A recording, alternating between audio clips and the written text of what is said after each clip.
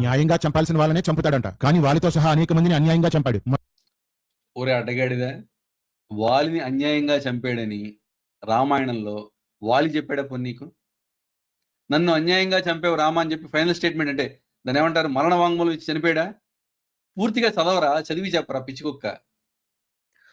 రాముడు వాలిని అన్యాయంగా చంపాడా లేదా అనేది ఈరోజు ఒకసారి పరిశీలన చేద్దామండి.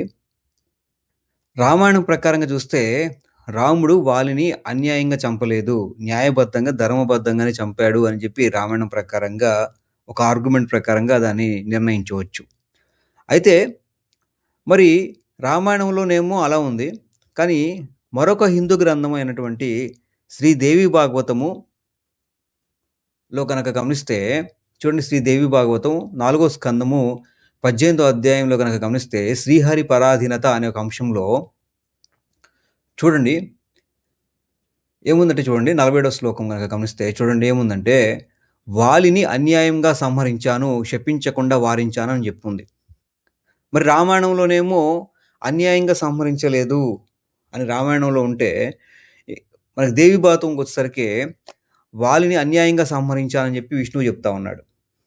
మరి విష్ణువు చెప్పింది వైరుధ్యంగా కనపడుతోంది. రామాయణంలో ఒక రకంగాను, దేవి భాగవతంలో ఒక రకంగాను ఉంది. మరి ఏంటి వైరుధ్యం? మరి బైబిల్లో వచ్చేసరికి వైరుధ్యాలు ఉన్నాయి.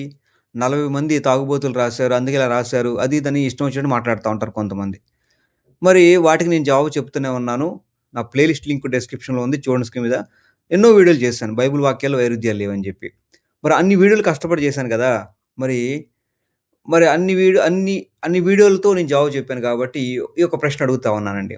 కిరణ్ గారు సమాధానం చెప్పండి. రామాయణం ప్రకారంగా వాలిని చంపటం అన్యాయం కాదని ఉంది, మరి దేవి భాగవతం ప్రకారంగా వాలిని చంపటం అనేది అన్యాయం అని చెప్పి ఉంది. మరి ఏంటి వైరుధ్యం? కాబట్టి ఎవరు తాగుబోతులుగా ఉన్నారు అనేది ఒకసారి అర్థం చేసుకోవాలి అనిపిస్తుంది మరి నాకైతే. ఒకసారి మీరు సమాధానం చెప్తారు వీలైతే. కాబట్టి మరి హిందూ గ్రంథాల్లో వైరుధ్యాలు కనపడుతున్నట్టుగా నాకైతే అనిపిస్తూ ఉందండి. కాబట్టి ఏది కరెక్టో ఒకసారి వీక్షకులు ఆలోచన చేయాలి. అది. Thank you. వందనాలు. Praise lord.